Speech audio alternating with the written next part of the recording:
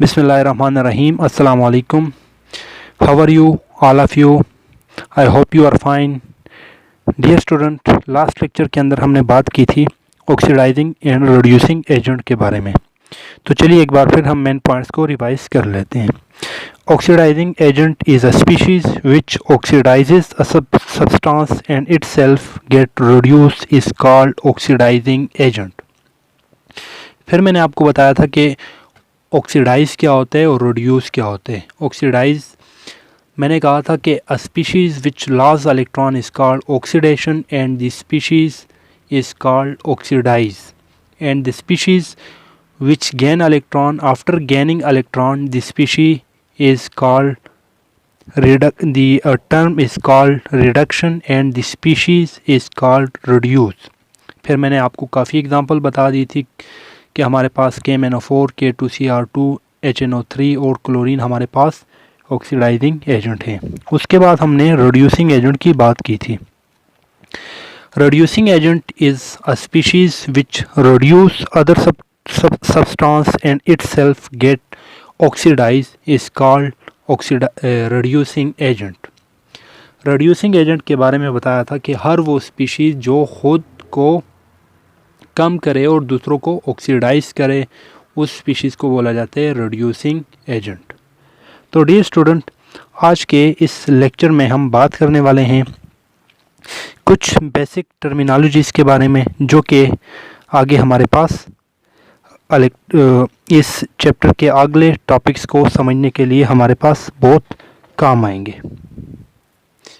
इस यूनिट के शुरू में भी डियर स्टूडेंट मैंने आपको बताया था कि हमारे पास एक तो होता है ऑक्सीडेशन और एक होता है रिडक्शन। ऑक्सीडेशन के बारे में मैंने आपको 3 बेसिक डिफिनीशन बताई थी कि the species which loss electron is called oxidation, addition of oxygen is called oxidation and removal of hydrogen is called oxidation। Similarly आपको इसी तरह रिडक्शन की 3 बेसिक डिफिनीशंस के बारे में बताया था कि रिडक्शंस हमारे पास addition of hydrogen, removal of oxygen and gain of electron is called reduction. तो डियर स्टूडेंट, हमारे पास जहाँ पर ऑक्सीडेशन होती है वहाँ पर हमारे पास रिडक्शन भी हो रही होती है। फॉर एग्ज़ाम्पल एक स्पीशीज़ इलेक्ट्रॉन लॉस करती हैं तो उसी इलेक्ट्रॉन को गेन करने के लिए हमारे पास एक और स्पीशीज़ प्रेजेंट होती हैं। तो ओके, उसके लिए हमारे पास ऐसे रिएक्शन जिसके अंदर हमारे पास एक ही टाइम के अंदर या एक ही साथ साथ एट अ टाइम ऑक्सीडेशन और रिडक्शन दोनों हो रहे हों तो उसके लिए हम उस रिएक्शन को हम बोलते हैं oxidation reduction reaction. Clear? Those reaction in which loss and gain of electron take place simultaneously is called oxidation reduction और बेसिकली कॉल्ड रिडॉक्स रिएक्शन। इससे पहले भी आपको बताया था कि ऐसी रिएक्शन जिसके अंदर दोनों process at the same time हो रहे हो, दोनों प्रोसेस मीन ऑक्सीडेशन और रिडक्शन। ऑक्सीडेशन और रिडक्शन जिस रिएक्शन के अंदर एक ही टाइम के अंदर हो रहे हो, उस रिएक्शन को बोला जाता है बच्चों रिडॉक्स रिएक्शन। इसकी एक बेसिक सिंपल एग्जांपल लेते हैं। हमारे पास copper sulphate CuSO4 copper sulphate को पानी के अंदर डाला गया है। AQ mean aqueous solution. What is mean by aqueous solution? Aqueous solution are दो solution in which solute it is added in a solvent and the solvent should be water। okay, and aqueous solution is represented by AQ। ये last time मैंने आपको बताया था। Copper sulphate को अगर हम zinc which is solid के साथ रिएक्ट करते हैं तो हमारे पास बनता है zinc sulphate plus copper. Clear? अब इस रिएक्शन के अंदर बच्चों कौन सा ऑक्सीडाइज हो रहा है या कौन सा रिड्यूस हो रहा है, किसकी ऑक्सीडेशन हो रही है, किसकी रिडक्शन हो रही है, इसको फाइंड आउट करने के लिए बच्चों आपने क्या करना है, फर्स्ट ऑफ ऑल इन सब की ऑक्सीडेशन स्टेट इसके ऊपर लिखेंगे। Clear? How to write oxidation state of all these species. तो आपको लास्ट टाइम भी मैंने ऑक्सीडेशन स्टेट लिखने के लिए जो काफ़ी रूल बताए थे, उन रूल की के हेल्प से हम लिखेंगे। तो यहाँ आप देख सकते हैं जिंक हमारे पास फ्री स्टेट में होता है, तो इसकी ऑक्सीडेशन स्टेट क्या होगी, 0। यहाँ पे एक ऑक्सीजन की 2 होती है, 4 की क्या हो जाएगी, -8। क्लियर। कॉपर की 2 होती है। क्लियर। 8 में से दोगे -6 को कैंसिल करने के लिए +6, तो यहाँ सल्फर की +6। यहाँ पे देखते हैं जिंक की, ऑक्सीजन की वही -8, सल्फर की वही +6 और जिंक की +2 और कॉपर की यहाँ 0। यहाँ आप देख सकते हैं कि कॉपर +2 से कन्वर्ट हो रहे 0 में। Mean to say here the oxidation state of copper +2 से डिक्रीज होकर 0 में आ रही है। कहने का मतलब ये कि यहाँ पे गेन ऑफ इलेक्ट्रॉन हो रहे हैं। यहाँ +2 2 इलेक्ट्रॉन लॉस किए थे, या 0 मीन टू से कोई इलेक्ट्रॉन ना गेन किए ना लॉस किए। तो इट्स मीन दैट +2 में 2 इलेक्ट्रॉन इसने गेन किए होंगे, तब जाके इसकी ऑक्सीडेशन स्टेट क्या हुई, ये न्यूट्रल स्टेट में आ गया। क्लियर। तो it's mean that copper gain 2 electron. Clear. 2 की कमी थी तो 2 इसने गेन किए होंगे। अगर 2 इसने गेन किए तो लॉस किसने किए होंगे, जाहिर है जिंक ने लॉस किए होंगे। यहाँ देख सकते हैं जिंक ने शुरू में कोई इलेक्ट्रॉन लॉस नहीं किए, जब भी इसके साथ रिएक्ट हुआ इसने 2 इलेक्ट्रॉन लॉस किए। +2 mean loss of 2 electron, here loss of electron and gain of electron, and the reaction in which loss and gain of electron take place simultaneously is called oxidation, basically redox reaction. First of all हमने identify तो कर दिया कि एक इसमें oxidation हो रही है, दूसरा रिडक्शन हो रही है, gain and loss of electron हो रहे हैं। ये रिएक्शन हमारे पास कौन सी रिएक्शन है, रिडॉक्स रिएक्शन। क्लियर। अब रिडॉक्स रिएक्शन को हमेशा लास्ट टाइम मैंने आपको बताया था कि रिडॉक्स रिएक्शन को लिखने के लिए हम क्या यूज़ करते हैं, रिडॉक्स रिएक्शन को लिखने के लिए टू रिएक्शन में इसको लिखा जाता है बेसिकली, ऑक्सीडेशन हाफ और reduction half.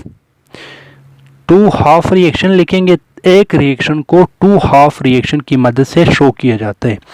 First oxidation half, second reduction half, या यहाँ से कह सकते हैं ऑक्सीडेशन और रिडक्शन। सबसे पहले आपने ऑक्सीडेशन लिखनी है। अब ऑक्सीडेशन किसकी हुई थी, यहाँ से आप देख सकते हैं किसकी हुई थी, जिंक की, क्योंकि loss of electron is called oxidation. Zinc की ऑक्सीडेशन हुई, जिंक से जिंक आयन बन गया और 2 इलेक्ट्रॉन लॉस किए, and loss of electron is called oxidation.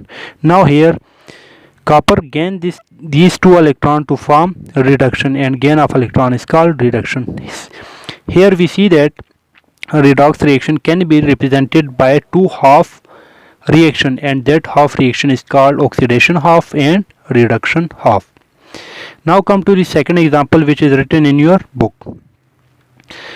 यहाँ पे आप देख सकते हैं कि 2 सोडियम और 2 आयोडीन आपके पास रिएक्ट होते हैं, तो 2 सोडियम आयोडाइड बनाते हैं। अब इस रिएक्शन के अंदर सबसे पहले हम देखेंगे, ये भी फ्री स्टेट में, ये भी फ्री स्टेट में, ऑक्सीडेशन स्टेट 0, ऑक्सीडेशन स्टेट 0। यहाँ से देखेंगे -1, एक हेलोजन की क्या होती है -1, एक सोडियम की क्या हो जाएगी +1। क्लियर। अब सिंपल यहाँ से हमें पता चलता है कि सोडियम 0 से +1 में जा रहे हैं, 0 से +1 में आ रहे हैं, मीन टू से सोडियम इलेक्ट्रॉन लॉस कर रहे हैं, और यहाँ 0 से -1 में आ रहे हैं, मतलब एक इलेक्ट्रॉन गेन कर रहे हैं।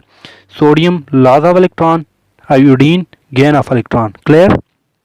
तो यहाँ इसको इस तरह भी लिख सकते हैं कि 2 सोडियम थे, उन्होंने 2 इलेक्ट्रॉन लॉस किए, सोडियम की हुई ऑक्सीडेशन, और आयोडीन ने 2 इलेक्ट्रॉन गेन किए, तो हमारे पास आयोडाइड आयन आ गए, और इसको कहते हैं रिडक्शन।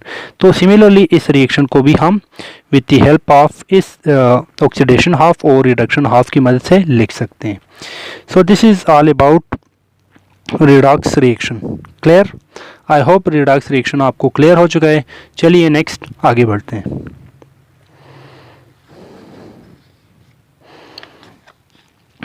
ये चीज़ें ऑलरेडी मैंने आपको पढ़ाई हुई हैं, जस्ट रिवाइज करवा रहा हूँ। क्लियर। तो डोंट वरी, आप मेरे साथ रहिए, इंशाल्लाह आपको सारी चीज़ें क्लियर हो जाएंगी।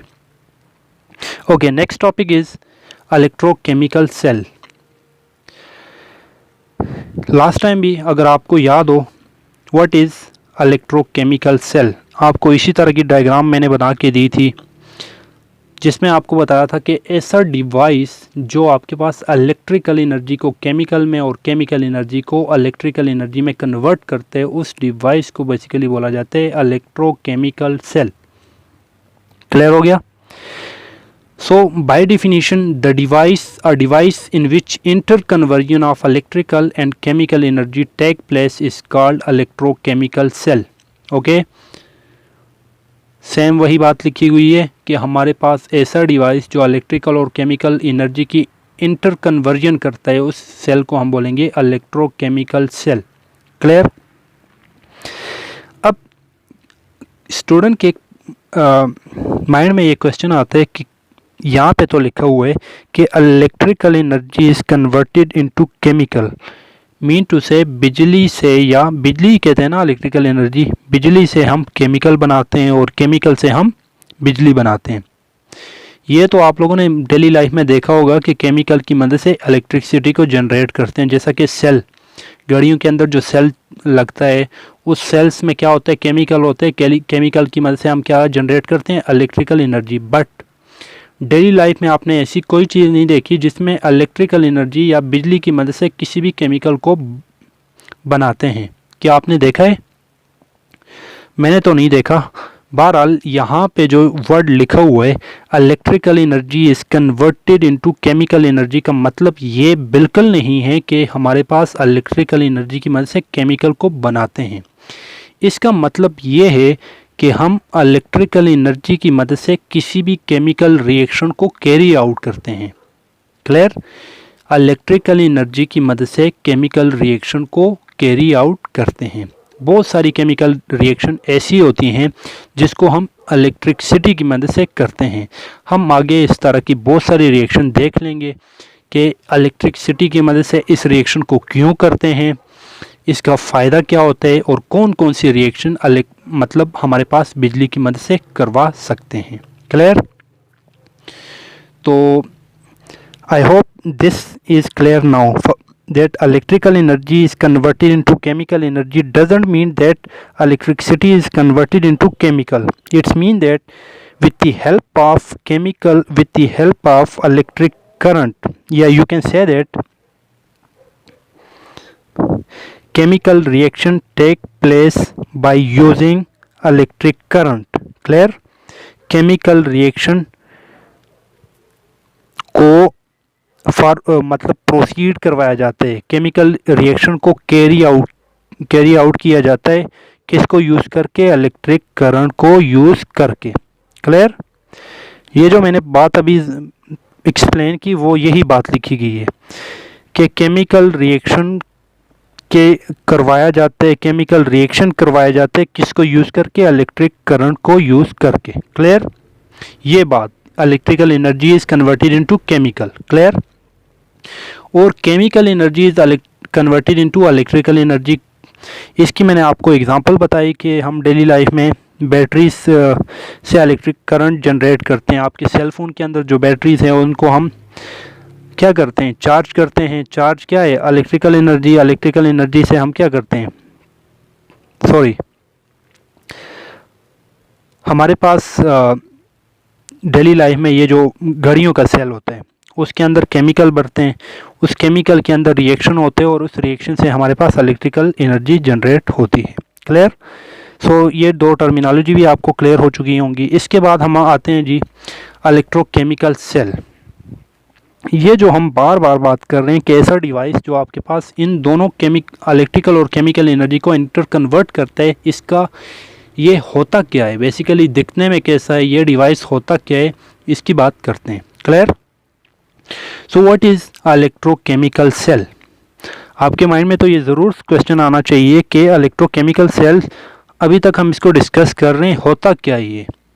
इलेक्ट्रोकेमिकल सेल को डिस्कस करने से पहले हमें कुछ बेसिक टर्मिनोलॉजी पता होनी चाहिए जिसको हम अभी सीख रहे हैं, उसके बाद हम इलेक्ट्रोकेमिकल सेल की बात करेंगे। बहरहाल इलेक्ट्रोकेमिकल सेल को इंट्रोड्यूस करने से पहले मैं इसकी टाइप्स बता देता हूँ। इलेक्ट्रोकेमिकल सेल दो तरह की होती हैं। Clear?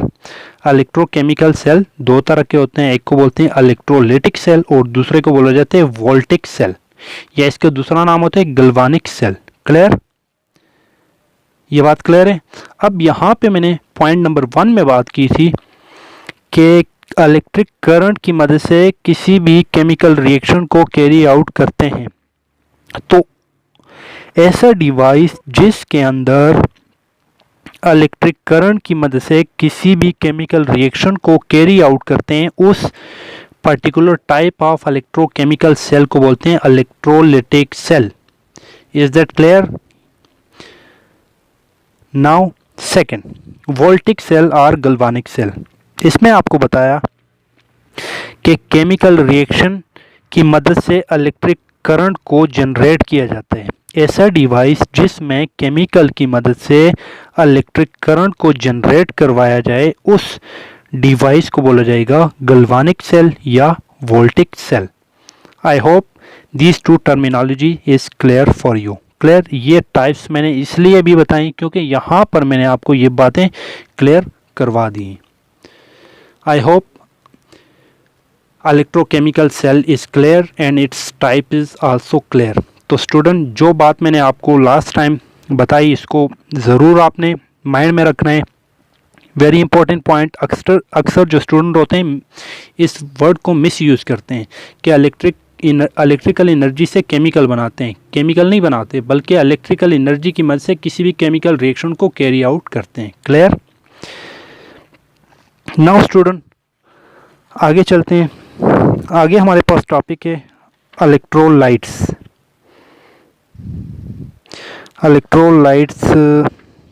Concept of electrolytes. Okay. By definitions, what is meant by electrolytes? ये इलेक्ट्रोलाइट्स जो होते हैं बच्चों, ये आपके पास यूज होते हैं इलेक्ट्रोलाइटिक सेल के अंदर। किसके अंदर? इलेक्ट्रोकेमिकल सेल के अंदर। जो अभी हम पढ़ रहे हैं ना इलेक्ट्रोकेमिकल सेल, अभी तक हमने डिस्कस नहीं किया इलेक्ट्रोकेमिकल सेल क्या होते हैं। जस्ट थ्योरी बताइए कि इलेक्ट्रोकेमिकल सेल में होता क्या है कि electrical and chemical energy is inter converted. Is that clear? अब इलेक्ट्रोकेमिकल सेल के अंदर एक पर्टिकुलर चीज़ यूज़ होती है जिसको हम कहते हैं इलेक्ट्रोलाइट्स। क्लियर? तो सबसे पहले आपको इलेक्ट्रोलाइट्स का भी पता होना चाहिए। आफ्टर दैट हम इलेक्ट्रोकेमिकल सेल को स्टार्ट करेंगे। क्लियर? तो ये बेसिक चीज़ें आपको पहले पता होनी चाहिए, आफ्टर दैट आप आगे पढ़ सकेंगे। Okay, what is electrolytes? By definition, an electrolyte is a substance in solution और इन मोल्टन स्टेट। ऐसा सब्सटेंस जो सॉल्यूशन में हो या मोल्टन स्टेट में हो। क्लियर? फर्स्ट ऑफ ऑल, ऐसा सब्सटेंस जो सॉल्यूशन में हो या मोल्टन स्टेट में हो और which ionize into positive and negative ion and conduct electric current. ऐसा सब्सटेंस जो आपके पास सॉल्यूशन के अंदर हो या मोल्टन फॉर्म में हो और पॉजिटिव और नेगेटिव चार्ज की फॉर्म में हो, पॉजिटिव या नेगेटिव आयन की फॉर्म में हो और इलेक्ट्रिक करंट को कंडक्ट करता हो, ऐसे सब्सटेंस को बोला जाएगा इलेक्ट्रोलाइट्स। क्लियर? डेफिनेशन खुद ब खुद क्लियर हो जाएगी। एग्जांपल पे आते हैं। NaCl को पानी के अंदर डालोगे तो आपके पास क्या बनेगा? Sodium ion and chloride ion. ये सोल्यूशन के अंदर बनेगा ना। NaCl when dissolve in water it completely dissociate into sodium ion and chloride ion, sodium positive ion and chloride negative ion in solution. Is that clear? And now when sodium chloride is heated, अगर sodium chloride को आप heat करें, melt करें, तो melt होने पर भी ये आयन देता है। क्लियर? मेल्ट होने पे भी आपके पास सोडियम आयन और क्लोराइड आयन देगा। मेल्ट होने को हम बोलते हैं molten state. Clear? Sodium chloride को चाहे आप सॉल्यूशन के अंदर डालो, मीन टू से पानी के अंदर डालो, या आप इसको पिघला दो, मोल्टन स्टेट पिघला दो, तो दोनों केस में आपके पास आयन बनेंगे। And you already know student, ion की मदद से इलेक्ट्रिसिटी पास होती है। कोई भी चीज़ जो आपके पास आयन की फॉर्म में हो उससे इलेक्ट्रिक करंट पास होता है। लेट्स सपोज मैंने ऐसा सब्सटेंस, सोडियम क्लोराइड एक सब्सटेंस है, उसको सोल्यूशन के अंदर डाला है या इसको मेल्ट किए हुए, दोनों केस में ये करंट को कंडक्ट करेगा या नहीं, येस और no? Of course yes, because they have free ion, positive and negative ion, and due to these free positive and negative ion they conduct electric current. And by definition we state that a substance which are in solution or in molten state and can have positive or negative ion and conduct electric current is called electrolytes. So sodium chloride is an electrolytes. Clear? ऐसे substance जो आपके पास solution के अंदर या molten state में ion की form में convert हो, आयोनाइज हो, आयोनाइज मीन पॉजिटिव और नेगेटिव चार्ज के अंदर कन्वर्ट हो और इलेक्ट्रिक करंट को कंडक्ट करते हो, उसको बच्चों बोला जाते हैं electrolytes. I hope I clear electrolyte. Okay, now example of electrolytes, which species are basically called electrolytes and which species are non-electrolytes. All those species which can dissolve in water and completely dissociate mean टूट जाना, dissociate into positive and negative charge are called electrolytes. Here all the example like NaCl, HCl, KCl, NaOH, all these can dissociate in water, dissociate or ionize. Ionize mean completely convert into ion. Ion mean to say positive and negative ions.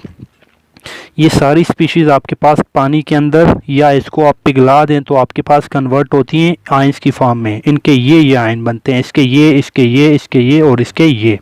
तो ये सारे हमारे पास electrolytes की example आ जाती हैं. उसके बाद student हमारे पास types of electrolytes. Electrolytes, I hope it is clear for you what is electrolytes.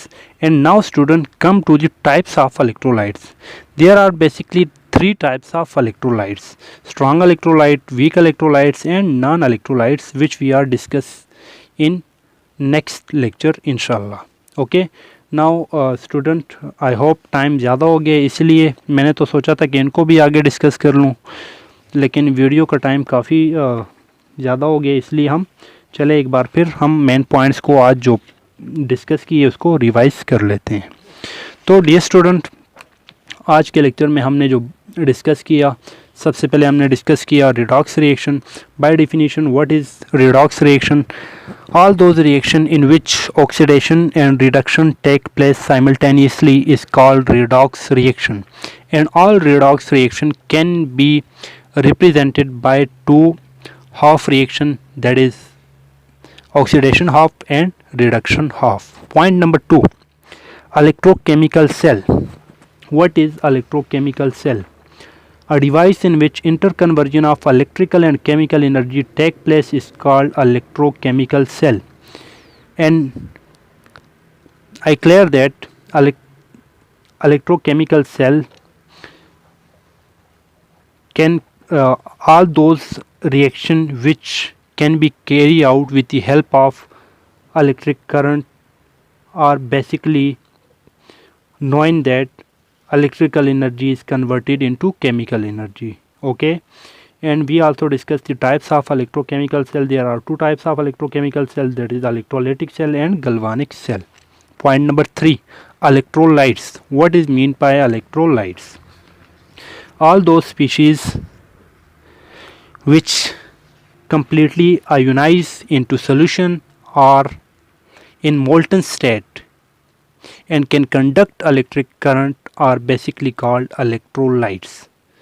Student, ये बाकी मेन पॉइंट्स जो मैंने लिखे थे, strong electrolyte, weak and non, ये चूँकि आज के लेक्चर में कवर नहीं हो पाए, तो इंशाल्लाह हम इलेक्ट्रोलाइट्स और इसकी टाइप्स को नेक्स्ट लेक्चर के अंदर डिटेल से देखेंगे.